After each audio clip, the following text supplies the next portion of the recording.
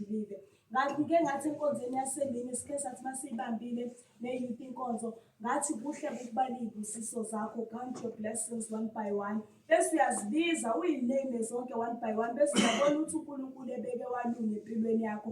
Ngoba uma ungathi uyayibala iy'busiso zakho kuningi abakufisayo abantu, wena onakho kodwa uNkulunkulu wakupha ithuba lokuthi ube nakho. Manje-ke kumele ukuthi ukukhawunte ungathi mina Nkosi yini ingafiki kimi. Yebo awuphiwe imoto kodwa umusa uphiwe ukuthi uphile.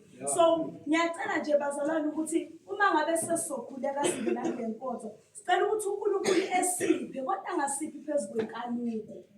Sicela nje ukuthi uNkulunkulu esiphe bese sihambe ngendlela yakhe. Khona sesiphile bese asiphe ukuthi singazikhukhumezi futhi singayithwali mase sinakho, kodwa singazithwali singayikhukhumezi ngoba sesinakho. Asisizeni nje nabanye abantu sikwazi ukuthi sikhothame. Uma ngabe umholi umazi nje ukuthi umholi uNkulunkulu wakho wasemhlabeni.